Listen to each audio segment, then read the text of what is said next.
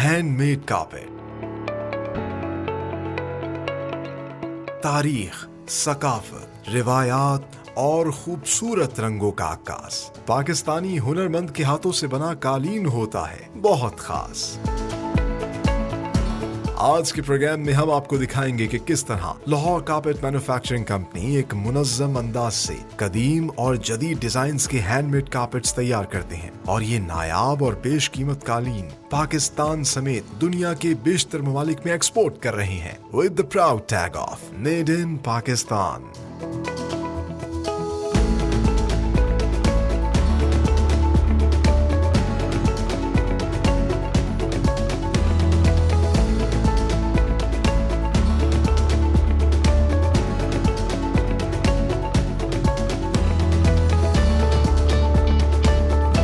अस्सलामुअलैकुम, made in Pakistan के एक और खूबसूरत प्रोग्राम में खुशामदीद। मैं हूं आपका होस्ट सलमान खान। आज का प्रोग्राम बहुत इंटरेस्टिंग और यूनिक है क्योंकि आज हम आपको लेकर जा रहे हैं एक अलग दुनिया में, एक ऐसी दुनिया जिसकी अपनी ज़बान है, अपने कवानीन और ज़ाब्ते हैं, और ये दुनिया है पाकिस्तान की हैंडमेड कारपेट इंडस्ट्री। पाकिस्तान की हैंडमेड कारपेट इंडस्ट्री जो पूरी दुनिया में मशहूर है अपनी कमिटमेंट और क्वालिटी प्रोडक्ट के हवाले से। और पाकिस्तान की हैंडमेड कारपेट इंडस्ट्री इंटरेस्टिंगली ना सिर्फ इस रीजन की बल्कि हमारे इस्लामिक वर्ल्ड की ट्रेडिशंस, हिस्ट्री, कल्चर और कलर्स को समेटे और संभाले हुए है। आज हम मौजूद हैं जिस फैसिलिटी के अंदर, ये है Lahore carpet manufacturing company, Pakistan की हैंडमेड कारपेट इंडस्ट्री का एक बड़ा और मोतबर नाम। ना सिर्फ ये सबसे बड़े हैंडमेड कारपेट मैन्युफैक्चरर हैं बल्कि एक्सपोर्टर भी हैं। आज के प्रोग्राम में हम आपको दिखाएंगे कि कितनी मेहनत और नफासत से हाथ से कालीन तैयार किया जाता है और फिर ये कालीन पूरी दुनिया में एक्सपोर्ट होता है with the proud tag of made in Pakistan. तो आइए डिस्कवर करते हैं।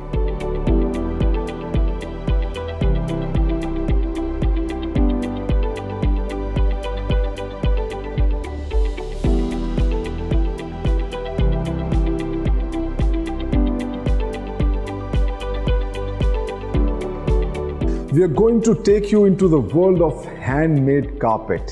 लेकिन सबसे पहले हम आपकी मुलाकात करवाते हैं पाकिस्तान हैंडमेड कारपेट इंडस्ट्री में एक बड़ा नाम लाहौर कारपेट मैन्युफैक्चरिंग कंपनी के managing partner mister Shahid Hasan Sheikh इस वक्त हमारे साथ मौजूद हैं।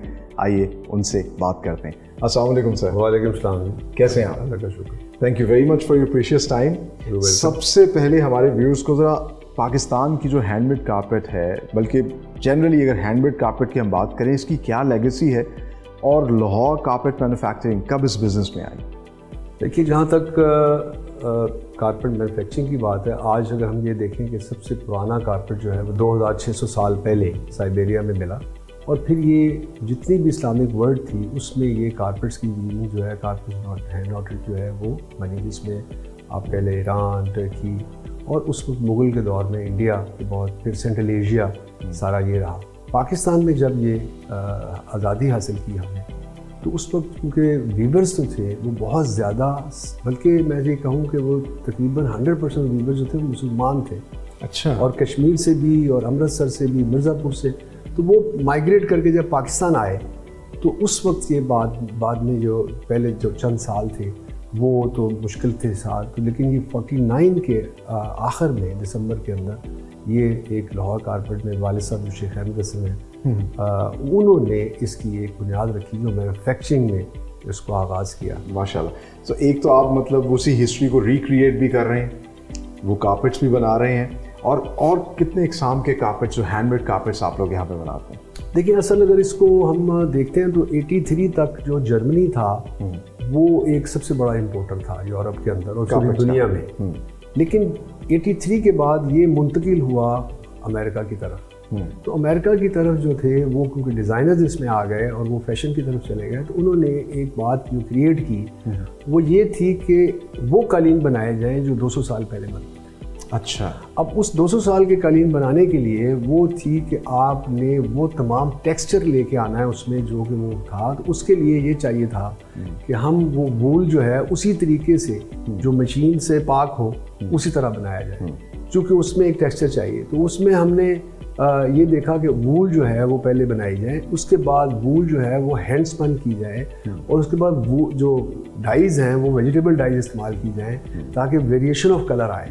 तो वो वेरिएशन ऑफ कलर्स की वजह से फिर वो एक इतनी बड़ी ये जो मिकदार में कालीन बनने शुरू हुए जो अमेरिका की तरफ जाते हैं। इसीलिए हम, क्योंकि इसमें ख़ास तौर पर स्पेशलाइज़ किया हमने, तो इसलिए हम इस वक्त भी 65 से 70% हमारी जो जितनी भी प्रोडक्ट है वो अमेरिका की मार्केट के लिए है। और अमेरिका उसमें साइजेज़ और उसमें जो डिज़ाइंस हैं वो उनसे मुंसलिक हैं, वो डिज़ाइनर सारे जो हैं वो उसको क्रिएट करते हैं और वही चीज़ जो है हम उसको बनाते हैं। फिर वो ये चीज़ जो है उसमें एक बहुत बड़ा फ़र्क आया। वो ये था पहले कि आपने सिर्फ ईरानी स्टाइल के कलीन बनाने हैं या आपने सेंट्रल एशियन बनाने हैं बुखारा, और ये फिर वो एक बहुत बड़ी चेंज आई कि जो आपने फिर एब्स्ट्रैक्ट में चले गए और फिर वो वेरिएशन में चले गए, ट्राइबल डिज़ाइन में चले गए। अच्छा, यानी कि ईस्ट और वेस्ट का जब मिलाप हुआ तो डेफिनेटली नए डिज़ाइंस, नए कलर्स और सब चीज़ें आई। आप माशाल्लाह जदीद काम भी कर रहे हैं, लेकिन एक बड़ा बुनियादी सवाल है कि आज के जदीद दौर में, मशीनी दौर में, जहाँ मशीन पर बहुत तेज़ी से काम होता है, तो एक कारपेट बनता है, वो चीप भी है, उसमें कलर्स भी और ज़्यादा हैं,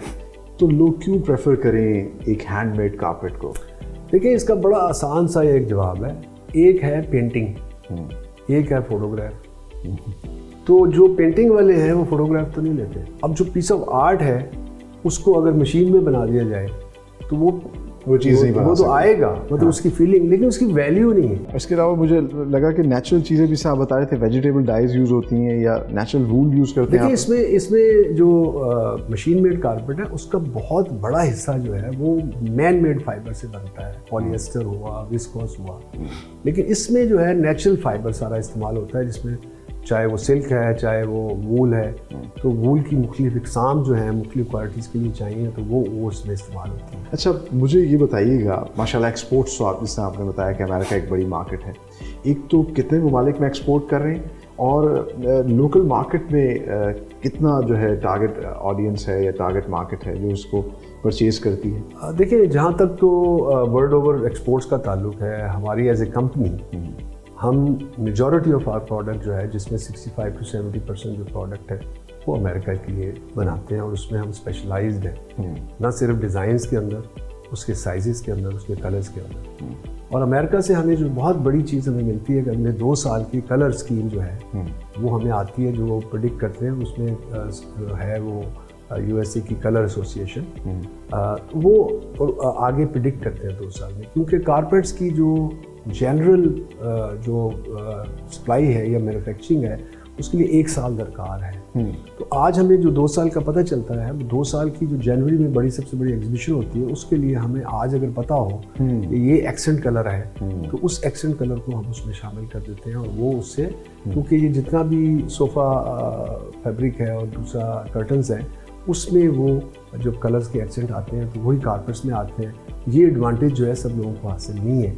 पाकिस्तान का जो हैंडमेड कारपेट है जो आप लोग बना रहे हैं, उसका क्या ऐसा यूनिक सेलिंग पॉइंट है या क्या ऐसी स्ट्रेंथ है जो सबसे हमें मुनफरिद करती है? देखिए, जो हमारी जो ओरिजिन था ना, जो हम जहाँ से हमने काम सीखा, वो असल में ईरान है।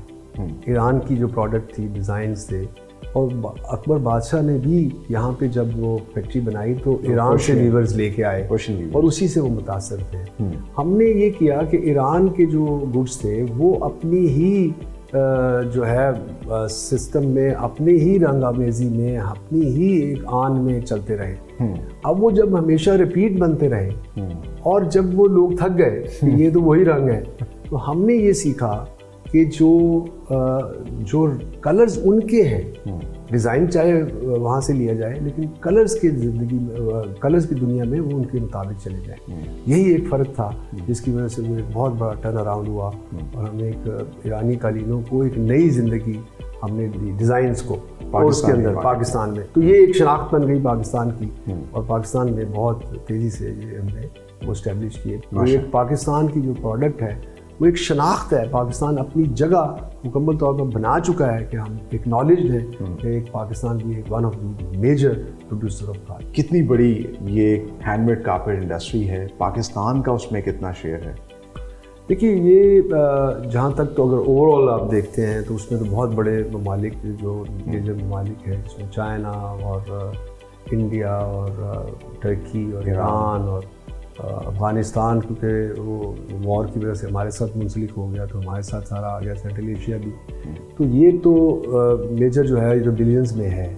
और लेकिन अगर हम उस पर देखें कि हमारी अपनी जो पॉपुलेशन के मुताबिक जो हमारा शेयर है वो हम बेहतर शेयर है हमारा, क्योंकि हम इंडिया जो है वो इस वक्त है लोअर रेंज ऑफ प्राइस में और लोअर में ज़्यादा मेजॉरिटी, लेकिन उसके ऊपर थोड़ा सा वो एक मिडल से और थोड़ा सा बहुत सा एक फाइन आता है तो वो कश्मीर से आता है, कश्मीर। लेकिन हम जो हैं हमने जो शुरू किया है वो मिडल और अपर पे गए हैं, कस्टमर्स को सुना और जो एक प्रोडक्ट बनाना चाहता है, जो उसकी कलर स्कीम है, जो उसकी डिमांड्स हैं, उसको पूरा किया। तो इससे एक वो प्रोडक्ट जो थी वो नई एक शक्ल में सामने आई और वो हमने बड़ी तेज़ी से उसमें हमने मतलब आप उसमें कस्टमाइजेशन की तरफ ले गए कि जिस तरह की जो कस्टमर की रिक्वायरमेंट है वो चीज़ जो है फुलफिल की जाए। अच्छा, आज के दौर में सस्टेनेबिलिटी पे बहुत बात होती है, एनवायरनमेंट जो है वो हमारी सही रहनी चाहिए, उसके लिए लाहौर कारपेट मैन्युफैक्चरिंग क्या काम कर रही है? हमारी कंपनी का एजाज़ ये रहा है कि शुरू से लेके आखिर तक हमने हर चीज़ को एक प्रोफेशनल तरीके से लिया है। और जो कारपेट जो कि एक हमेशा अनऑर्गेनाइज सेक्टर रहा है उसमें हमने ऑर्गेनाइजेशन ही को सबसे बड़ा अहम समझा है। तो इसलिए एक नुमाया हमारी जो एक पोजीशन है इस कारपेट्स के अंदर, वो ना सिर्फ के पाकिस्तान में बल्कि दुनिया में जो भी जितनी भी अहम बड़ी कंपनीज़ हैं वो लाहौर कारपेट से मुकम्मल तौर पर आशना है, चाहे हम उनसे बिजनेस कर भी रहे हैं और चाहे नहीं भी कर रहे हैं। कम्युनिटी के लिए भी और वर्कर्स के लिए भी कुछ काम करें इसमें? जी हाँ, हम जो कम्युनिटी के लिए काम कर रहे हैं वो ये है कि इस वक्त हम 4 स्कूल जो हैं, हम चंद कारपेट जो है वो वाले हैं और हमारे जो इंपोर्टर हैं जर्मनी में उनसी रफाकत के साथ हम उनकी जो है तो, लेकिन शुरू तो हमने ऐसे ही किया था, लेकिन हम उसको अब हम 90% जो है वो खुद फंडिंग करते हैं उसकी। जो हमारे कारपेट वाले हैं दोस्त सारे, तो वो केयर एंड फेयर के नाम से हम स्कूल चला रहे हैं। और इस वक्त हमारे पास 2500 बच्चे हैं जो एक आला तरीन जो एनवायरनमेंट के अंदर जो हम स्टडी कर रहे हैं, नर्सरी से लेकर मैट्रिक तक, माशाअल्लाह, और उनके रिमार्केबल जो है वो मार्क्स आते हैं जो हमें जहाँ से फार्गुल तहसील होते हैं। ये हमारी एक जिम्मेदारी है जिसको हम समझते हैं कि पूरा करना चाहिए। ये किसी पे कोई एहसान नहीं है, क्योंकि हम इस मुल्क में काम कर रहे हैं, इस मुल्क की जो है हमने बका जो है हमारे लिए सबसे बड़ी और ये लोग ही हमारी स्ट्रेंथ है। आपने बताया कि जो वीवर है आपकी असल लोग हमारी फैमिली है। बिल्कुल ऐसे ही, वो तो हमारी फैमिली है कि वो जिसके साथ हम काम, वो जो हमारे काम करेंगे तो हम ये काम आगे कर सकते हैं ऐसे। लेकिन एक जो बड़ी एक मैं आपको ज़बरदस्त मिसाल देना चाहता हूँ, क्योंकि इसमें घरों में आप ये कालीन का जो काम है, ऊन है, उसकी जो अदायगी है वो घरों में पहुँचा रहे हैं आप। और वो जो घर में एक खातून है जिसमें सबसे ज़्यादा तादाद ख़वातीन की है, वो उनका एक घर में कालीन बनाना और एक सबसे बड़ी कंपनी, चाहे वो न्यूयॉर्क में है, चाहे वो सैन फ्रांसिस्को में है, चाहे वो कहीं भी जर्मनी में है, उसके दरमियान क्वालिटी को ब्रिज करना, ये हमारा काम है। इसको जितनी भी आला तरीके से आप डेवलप कर सकते हैं, चाहे वो डिज़ाइनिंग है, उसकी करेक्शन है, उसकी जो बाफ्त है यानी क्राफ्टमैनशिप है, उसको कितना आला बना सकते हैं, और वो फिर आपका जो मेयार है फिनिश तक वो हमने बरकरार करना है। तो ये जो एक बड़ा मुश्किल काम है, क्योंकि ये हैंड में नॉटेड है, तो इसलिए वो जो घर में खातून है जिसके पास 8-10 महीने साल एक कालीन रहना है, उसमें उस खुशी, गमी, लड़ाई वो सारी शामिल है। तो वो एक उसके कालीन के अंदर एक पूरी फैमिली का जो एक फीलिंग है वो उसके मौजूद होती है। सारी चीज़ जो है इसको इतना प्रोफेशनली डेवलप किया जाए, जो हम कर चुके हैं माशाअल्लाह। और इसमें जो वेजिटेबल डाइज है उसको भी हमने इतना ज़्यादा डॉक्यूमेंट कर दिया है कि वो भी एक बेहतरीन तरीके से। हमारी कंपनी का जो एहसासा है वो ट्रस्ट है। हमारा जो लोगो है वो ये है, वीविंग ट्रस्ट फॉर जनरेशंस। हम ट्रेडिशनल कारपेट तो बना रहे हैं, कारपेट दूसरे भी लोग बनाएंगे, लेकिन हमारा जो असासा है वो हम पे ट्रस्ट है। हम ट्रस्ट कर सकते, जो हम बता रहे हैं वो ऐसे ही है जैसे रिटर्न है, जो हमने जो लिखा है वो उसके, और उसके हम पूरे ज़िम्मेदार हैं। हम जब बताएंगे कि इसका रॉ मटेरियल ये है, इसकी नॉट्स इतनी है, वो हम, क्योंकि 99.9% प्रोडक्शन जो है वो हमारी अपनी है, माशाल्लाह। इसलिए हम उसके पूरे जो है ना जिम्मेदार हैं कि हम जो बात कह रहे हैं। और यही एक बात है जो हमें उन तमाम कस्टमर्स के अंदर 30-30 साल 35-35 साल से एक ही कस्टमर का जारी रहना, चाहे उनकी आगे जनरेशन चेंज हो गई है और उनके साथ हम काम कर रहे हैं, तो ये हमारी जो बुनियादी बात है कि वीविंग ट्रस्ट और जनरेशंस। इस पे आपका ज़्यादा फोकस हो, थैंक यू वेरी मच। लेकिन मैं आपने जो बात की कि you are actually a bridge between the cottage industry और जो बड़ी मार्केट्स हैं, तो इस ब्रिज को आप क्या समझते हैं, किस तरीके से मज़ीद मजबूत किया जा सकता है? Do you have any suggestions? हमें गवर्नमेंट से जो ये चाहिए कि इन्वायरमेंट चाहिए जहाँ काम करें, और ये सपोर्ट चाहिए कि हम दूसरे ममालिक के अंदर, न्यू मार्केट्स के अंदर जो मिनिस्ट्री है वो उसको हम हेल्प करें।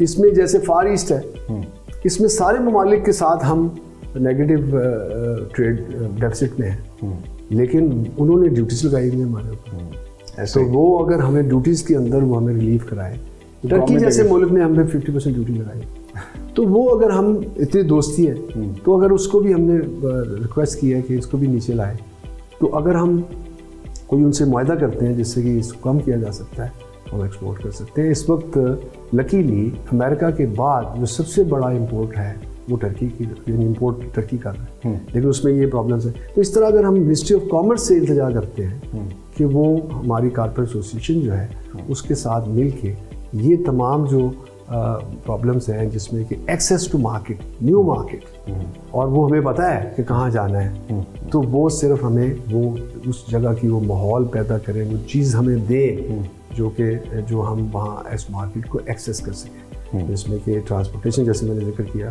ट्रांसपोर्टेशन है, बैंकिंग ट्रांजैक्शंस हैं, और वो टैरिफ गवर्नमेंट अगर फैसिलिटेट करेगी देन स्काइज द लिमिट। जी हाँ, बहुत बड़ा है दुनिया। अफ्रीका सारा खाली है जो हम सारा जाते हैं, तो इसमें सब जो 2 से 2.5% लोग हैं दुनिया के हर मुल्क में, उनके पास दौलत है, जो चाहे वो गरीब मुल्क है, तो इसके लिए वो वहाँ पे जाएं, वो आपकी टारगेट मार्केट है, टारगेट मार्केट्स है। लेकिन हम सारों ने जो हमारी गवर्नमेंट है वो हमें एक्सेस बना के दे, जो हमारे एम्बेसडर्स हैं, जो हमारे कमर्शियल काउंसलर्स हैं, वो उन चीज़ों को उसको हमें प्रोवाइड करें, वो चीज़ें जब हम जाएँ तो वो, तो ये एक बुनियादी चीज़ है। और मुझे उम्मीद है कि अगर ये जो आइंदा ये गवर्नमेंट है और जो आइंदा गवर्नमेंट आए, वो इस बात को हमें सहूलत फराहम करे कि हम उस मार्केट्स में जा सकें, और जो वहाँ मार्केट्स की जो प्रॉब्लम्स हैं वो उसको दूर करें। इससे पाकिस्तान को भी फ़ायदा होगा, और पाकिस्तान में जो हुनरमंद है, जो कालीन बान है, उस तक भी इसके सामरात पहुँचेंगे। Thank you very much Shahid Hasan Sheikh sahab, आपसे बात करके बहुत अच्छा लगा, और ये जान के बहुत अच्छा लगा कि पाकिस्तान हैंडमेड कारपेट के अंदर एक अपना ख़ास मकाम रखता है। आगे चल के हम आपको डिटेल में दिखाएंगे कि कितनी मेहनत और नफासत से handmade carpet Lahore carpet manufacturing company तैयार कर रही है और पूरी दुनिया में एक्सपोर्ट कर रही है with the proud tag of made in Pakistan. आप लोग कहीं मत जाइए, हमें यहाँ पर लेनी एक ब्रेक। Stay tuned. जितनी भी खड़ियाँ लगी हैं, यहाँ सिर्फ सैंपल्स तैयार किए जाते हैं। सैंपल्स क्लाइंट की अप्रूवल के बाद फिर डाइड यार्न को भेजा जाता है कॉटेज इंडस्ट्री में, गांव देहात में, जहां बहुत बड़ी तादाद में पूरे ख़ानदान और घराने जो हैं कालीन बानी का काम करते हैं।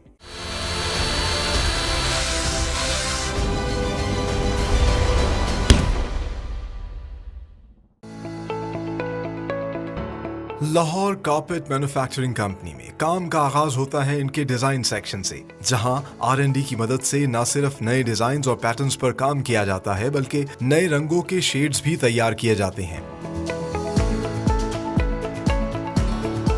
हैंडमेड कारपेट की बुनाई कुदरती वूल और सिल्क से की जाती है, जिसकी मुख्तलिफ इकसाम को बड़ी तादाद में वूल स्टोर में स्टॉक किया जाता है। सबसे पहले डाइंग सेक्शन में वूल को क्लाइंट की रिक्वायरमेंट के मुताबिक न सिर्फ एसिड डाइज बल्कि कुदरती वेजिटेबल डाइज से भी डाई किया जाता है। कालीन की बुनाई के लिए कालीन बान की जबान तालिम में प्रिंट पैटर्न और कारपेट के डिजाइन के मुताबिक मुख्तलिफ रंगों के वूल को खड्डियों तक पहुंचाया जाता है। कालीन बान साइज और नॉट्स की मुनासबत से दिन रात मेहनत करके एक हैंडमेड कारपेट को कम से कम 3 माह से लेकर 4 साल तक के दौरानिये में तैयार करता है। कालीन की तैयारी के बाद फिनिशिंग का मरहला शुरू होता है, जिसमें सबसे पहले कालीन को वॉशिंग सेक्शन में मुख्तलिफ केमिकल्स और साबुन से धोया जाता है।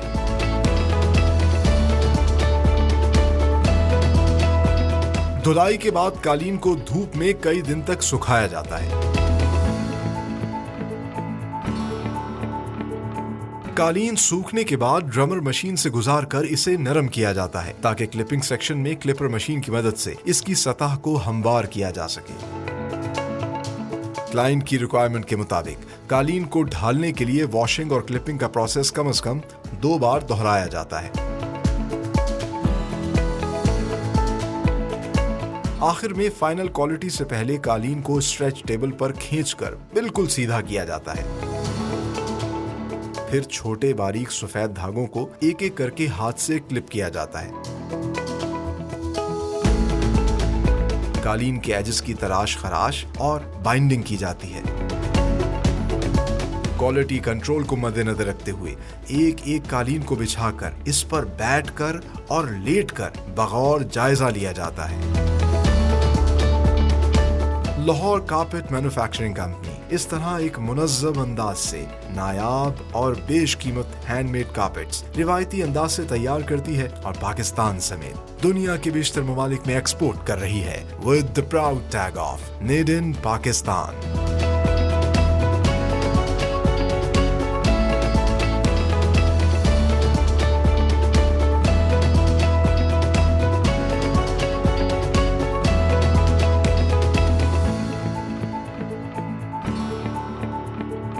किसी भी प्रोग्रेसिव कंपनी की तरह लाहौर कारपेट मैन्युफैक्चरिंग कंपनी में भी काम का आगाज होता है इनके डिज़ाइन सेक्शन से।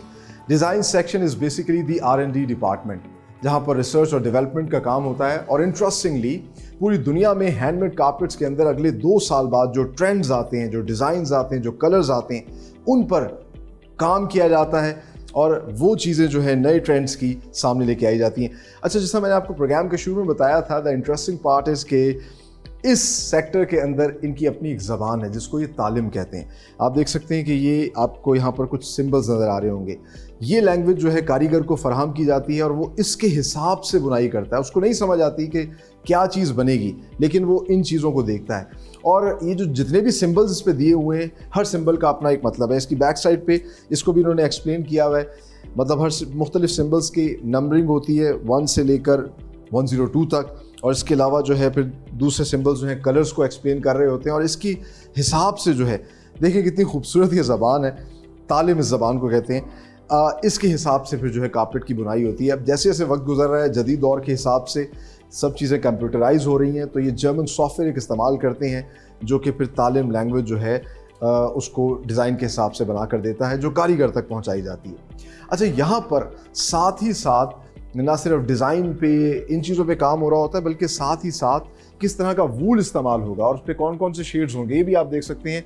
इसी डिज़ाइन सेक्शन में इन चीज़ों पर भी बैक वक्त काम हो रहा होता है। और यहाँ ना सिर्फ लोकल वूल बल्कि इम्पोर्टेड वूल, जिसमें सऊदी वूल है या न्यूजीलैंड की वूल है, वो भी इस्तेमाल की जाती है। सिल्क भी इस्तेमाल किया जाता है, ना सिर्फ पाकिस्तान से बल्कि बाहर से इम्पोर्टेड वूल भी मंगवाया जाता है। और फिर उनको शेड्स दिए जाते हैं, कलर्स दिए जाते हैं। जिस तरह मैंने आपको कहा कि अगले 2 साल बाद कौन से नए कलर्स आने वाले हैं, उन पे भी यहाँ काम किया जाता है। और जब चीज़ें फाइनलाइज हो जाती हैं, सैम्पल्स बन जाते हैं, सैम्पल्स भी तैयार किए जाते हैं, उनको डिस्प्ले किया जाता है। क्लाइंट की अप्रूवल के बाद फिर बल्क में रॉ मटेरियल तैयार किया जाता है और उससे प्रोडक्शन की जाती है। आइए आगे चल के आपको इनका रॉ मटेरियल स्टोर दिखाते हैं।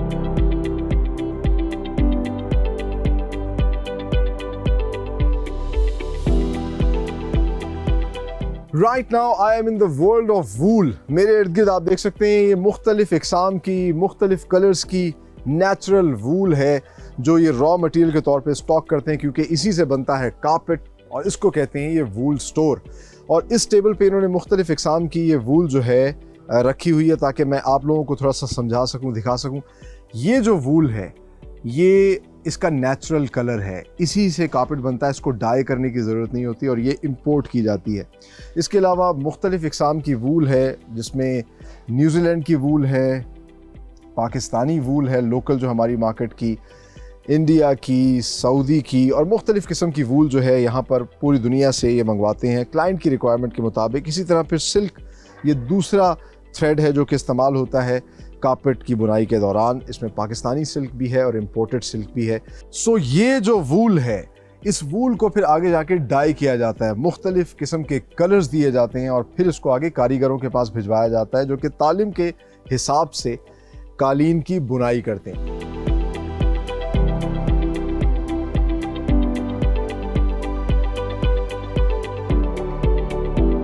हम मौजूद हैं इनके डाइंग सेक्शन में जहां पर वूल को डाई किया जाता है और इंटरेस्टिंगली यहाँ ना सिर्फ एसिडाइज यूज़ किए जाते हैं बल्कि आज भी हैंडमेड कारपेट तैयार करने के लिए वेजिटेबल डाइज इस्तेमाल किए जाते हैं।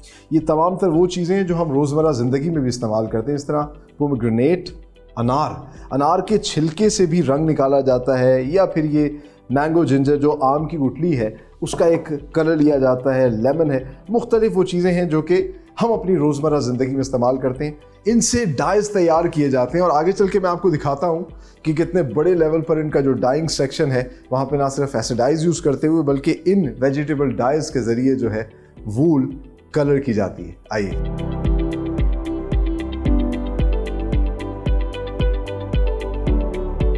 सो ये है लाहौर कारपेट मैन्युफैक्चरिंग कंपनी का बड़ा सा डाइंग हॉल, जहाँ पर आप देख सकते हैं कि बड़े बड़े ये पैन्स लगे हुए हैं जिनको ये अपनी ज़बान में देग भी कहते हैं। और इसके अंदर जो है पहले वूल को बार बार डिप किया जाता है और उसके बाद फिर कलर्स ऐड किए जाते हैं। जिस तरह मैंने पहले बताया कि ना सिर्फ ये एसिड डाइज यूज़ करते हैं बल्कि वेजिटेबल डाइज भी यूज़ करते हैं, लेकिन वेजिटेबल डाइज जो है वो ज़्यादा वक्त लेती है और उसकी अपनी एक खूबसूरती और क्योंकि कुदरती रंग है।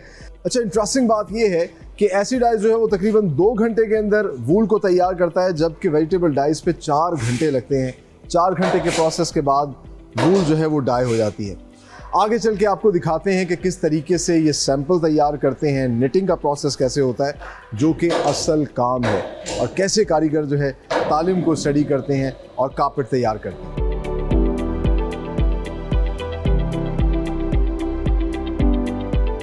डाइड वूल को भेजा जाता है खड्डियों पर जहां शुरू होता है असल मरहला कालीन की बुनाई का। और जैसा मैंने आपको पहले दिखाया कि कालीन बान की अपनी एक ज़बान होती है, तो यहाँ पर ये इस तालिम लैंग्वेज को मद्देनज़र रखते हुए कालीन की बुनाई करते हैं। इसके जो सिंबल्स हैं वो इनको बताते हैं कि कितनी नॉट्स लगाई जाएंगी, कौन सा कलर का वूल जो है वो इस्तेमाल किया जाएगा, और इस तरीके से ये कालीन की बुनाई शुरू हो जाती है। अच्छा, इंटरेस्टिंग पार्ट इज़ यहाँ पर इस फैक्ट्री के अंदर जितनी भी खड्डियाँ लगी हैं यहाँ सिर्फ सैम्पल्स तैयार किए जाते हैं। सैंपल्स क्लाइंट की अप्रूवल के बाद फिर डाइड यार्न को भेजा जाता है कॉटेज इंडस्ट्री में, गांव देहात में, जहां बहुत बड़ी तादाद में पूरे ख़ानदान और घराने जो हैं कालीन बानी का काम करते हैं। और 15,000 के करीब लोग जो है लाहौर कारपेट मैन्युफैक्चरिंग कंपनी के साथ काम कर रहे हैं, जिसे आप अंदाज़ा कर सकते हैं कि कितनी बड़ी तादाद में पूरे ख़ानदान जो है कालीन बानी के इस फ़न से, इस काम से मुंसलिक हैं। और इसमें बहुत बड़ी तादाद ख़वातीन की है जो अपने घर में बैठे हुए ये काम कर रही हैं, रोज़गार कमा रही हैं और उनके घरों में फिर इससे खुशहाली आती है। इसलिए मैं बार बार कहता हूँ कि हमें पाकिस्तानी प्रोडक्ट्स को सपोर्ट करना चाहिए ताकि पाकिस्तान को फ़ायदा हो, पाकिस्तान के उस हुनरमंद को, कालीन बान को भी इसका फ़ायदा हो। एक और इंटरेस्टिंग बात यह है कि जो कालीन हमारे सामने जिसकी बुनाई हो रही है, ये तो सैंपल है, ये शायद चंद दिनों में तैयार हो जाएगा, लेकिन जो पूरा कालीन होता है वो उसके साइज़, डिज़ाइन के हिसाब से पता चलता है कि कितने अरसे में बनेगा। कम से कम 3 महीने से ज़्यादा 2 साल, बल्कि इससे भी ज़्यादा वक्त लगता है एक कालीन की बुनाई के अंदर। 4 साल भी लगते हैं कालीन की बुनाई के अंदर। तो कितना मेहनत तलब और कितना सब्र वाला जो है ये काम है, आप इससे अंदाज़ा कर सकते हैं। अब जब कालीन बुन जाता है, तैयार हो जाता है, तो फिर उसकी फिनिशिंग का कैसे प्रोसेस होता है, उसकी वॉशिंग होती है, क्लिपिंग होती है, वो कैसे की जाती है, आइए आगे चल के आपको वो दिखा दूँ। मैं ये कहूँ कि इस वक्त मैं हैंडमेड कारपेट की दुनिया के अंदर मौजूद हूँ तो गलत नहीं होगा। मेरे इर्द गिर्द मुख्तलिफ कलर्स, डिज़ाइन और साइज़ के हैंडमेड कारपेट्स जो हैं यहाँ पर पड़े हुए हैं।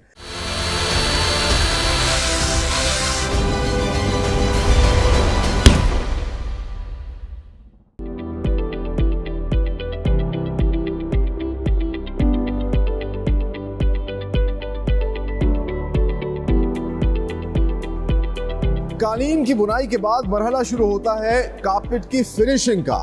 और फिनिशिंग के अंदर इस चीज़ का ख्याल रखा जाता है कि क्लाइंट की रिक्वायरमेंट के मुताबिक जिस तरह के वो कलर्स चाहता है कारपेट में, क्या वाइब्रेंट शार्प कलर्स होने चाहिए या मैट थोड़े डल होने चाहिए, उसकी फील कैसी होनी चाहिए, उसका वूल कितना बाहर होना चाहिए, इन तमाम तर चीज़ों को अब फिनिशिंग पर जो है एड्रेस किया जाता है। और फिनिशिंग में सबसे पहला प्रोसेस होता है वॉशिंग का। आप मेरे पीछे देख सकते हैं, ये इनका वॉशिंग सेक्शन है जहाँ पर कालीन को पहले वॉश किया जा रहा है। और ये वॉशिंग जो है बिल्कुल आम कालीन जिस तरह धोते हैं उस तरह नहीं है, इसमें कुछ प्रोसेसेस हैं। सबसे पहले तो साबुन से जो है उसको साफ़ किया जाता है, और फिर दूसरी जानिब आप देख सकते हैं इनके ख़ास किस्म के टूल हैं, ब्रशेज़ हैं, और इसमें ख़ास किस्म का एक केमिकल जो है वो डाला जाता है ताकि इसके कलर को जो है क्लाइंट की रिक्वायरमेंट के मुताबिक मेंटेन किया जा सके। और 1 घंटा तकरीबन एक कालीन पर उसकी धुलाई में लगता है। पहले उसको सोप से वॉश किया जाता है, फिर ये सारा का सारा केमिकल प्रोसेस होता है, और उसके बाद फिर उसे सूखने के लिए बाहर डाल दिया जाता है। नेचुरली सनलाइट से उसको सुखाया जाता है। गर्मियों में तकरीबन 1 से 2 दिन लगते हैं एक कालीन को सूखने में, और सर्दियों में सूखने का प्रोसेस जो है वो तकरीबन 1 हफ्ता या इससे ज़्यादा भी हो जाता है। तो जब कालीन सूख जाता है तो फिर उसको क्लिपिंग के लिए लेके जाते हैं क्लिपिंग सेक्शन में। आइए आपको दिखाते हैं क्लिपिंग कैसे होती है।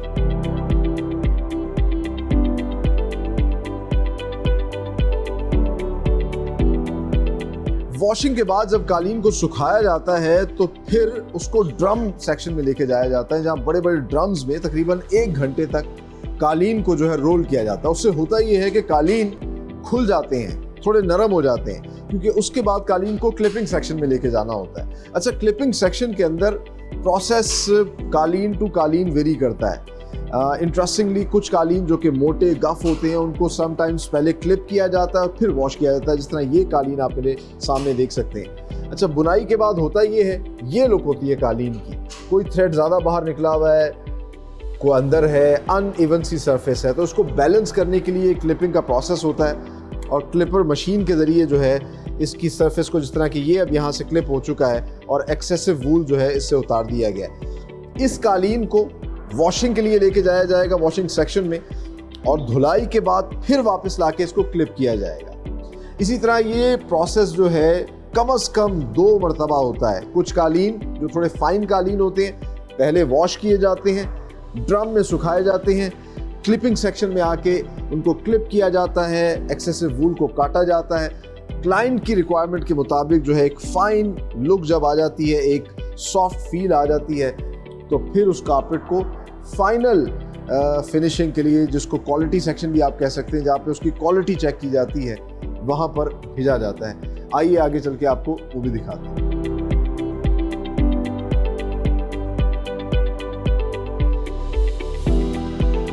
कालीन की बुनाई, वॉशिंग और क्लिपिंग के बाद अब मरहला शुरू होता है उसका फाइनल फिनिशिंग का।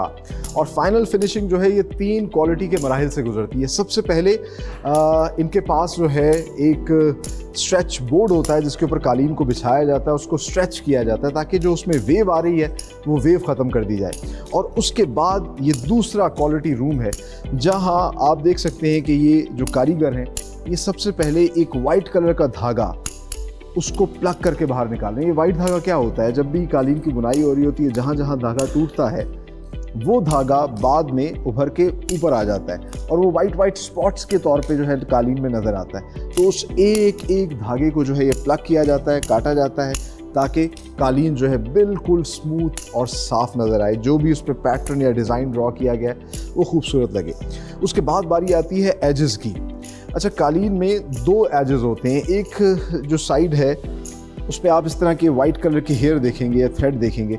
इस वाइट थ्रेड को कम किया जाता है और फिर यहाँ पे जो स्टिचिंग की जाती है उसको चेन स्टिचिंग कहते हैं, जो ये साहब कर रहे हैं इस वक्त। इसके अलावा जो दूसरा इसका एज है उस एज को काट के कट टू साइज़, जो भी उसका साइज़ है उसके मुताबिक करके फिर इस तरह की एक पट्टी सी रख के इसकी बाइंडिंग की जाती है। इसको एज बाइंडिंग कहते हैं। इससे क्या होता है कि इसके दोनों साइड से जो है, चारों साइड से बल्कि कालीन जो है वो मजबूत हो जाता है, उसका धागा नहीं निकलेगा। आगे फर्दर इसको फिर मज़ीद इसका क्वालिटी चेक किया जाता है, डिटेल में देखा जाता है कि कहीं से कोई थ्रेड ज़्यादा तो नहीं रह गया, एक एक चीज़ का ख्याल रखा जाता है और इस तरीके से एक प्राइसलेस, एक नायाब चीज़ जो है वो तैयार की जाती है। और इसी वजह से ये चीज़ ना सिर्फ पाकिस्तान में बल्कि पूरी दुनिया में इसकी बेतहाशा मांग है। अमेरिका, यूरोप, अफ्रीका और गल्फ़, वहाँ के लोग जो हैं इसके दीवाने हैं और ये प्राइसलेस चीज़ एक्सपोर्ट होती है with the proud tag of made in Pakistan. आगे चल के हम आपको दिखाते हैं कि कितना बड़ा डिस्प्ले रूम है लाहौर कारपेट मैन्युफैक्चरिंग कंपनी का, जहाँ पर बहुत बड़ी तादाद में मुख्तलिफ इक़साम के जो है हैंडमेड कारपेट्स को डिस्प्ले किया गया है। आइए मेरे साथ।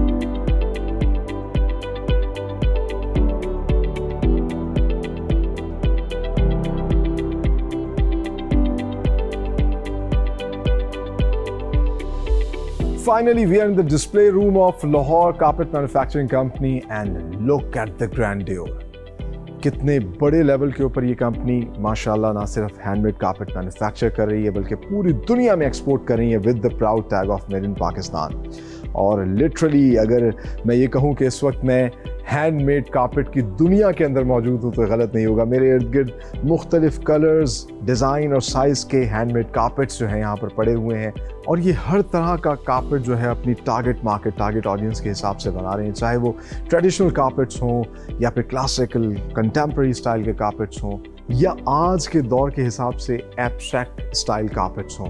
ये तमाम तर कारपेट्स जो हैं यहाँ पर मैन्युफैक्चर किए जा रहे हैं और यहाँ से एक्सपोर्ट हो रहे हैं। आज के प्रोग्राम में हम आपको हैंडमेड कारपेट की एक दुनिया में लेके गए और मेरी तरह आप लोगों ने भी बिलाशुबा इसको एंजॉय किया होगा। बहुत सी नई चीज़ें आपने सीखी होंगी, जानी होगी और आप भी मेरी तरह अपनी पाकिस्तानियत पर फ़ख्र कर रहे होंगे। हमें अपनी पाकिस्तानियत पर फ़ख्र करना चाहिए क्योंकि मैं हमेशा कहता हूँ कि ये प्रोडक्ट्स और इनको बनाने वाले लोग हमारा प्राइड है। हमें याद रखना चाहिए, be Pakistani, buy these beautiful Pakistani products and sell these beautiful Pakistani products. ये प्रोग्राम तमाम तर पाकिस्तानियों के लिए अपॉर्चुनिटी है, ख़ास तौर पर ओवरसीज़ पाकिस्तानियों के लिए। आप जिन जिन ममालिक में, जिस भी खित्ते में रह रहे हैं, आप इन पाकिस्तानी प्रोडक्ट्स को इंपोर्ट करें। It will be a win win situation. इससे आपको भी फ़ायदा होगा और पाकिस्तान को भी फ़ायदा होगा। पाकिस्तान में रहने वाले हुनरमंद, मेहनतकश और बिज़नेस कम्युनिटी को फ़ायदा होगा। पाकिस्तान इससे ज़र मुबादला कमाएगा। इसी नेक तमन्ना और दुआ के साथ कि पाकिस्तान फलता फूलता रहे, आगे बढ़ता रहे। अपने होस्ट सलमान खान को दीजिए इजाज़त। अगले प्रोग्राम में एक नई इंडस्ट्री के साथ हाजिर होंगे। तब तक के लिए अल्लाह हाफ़िज़।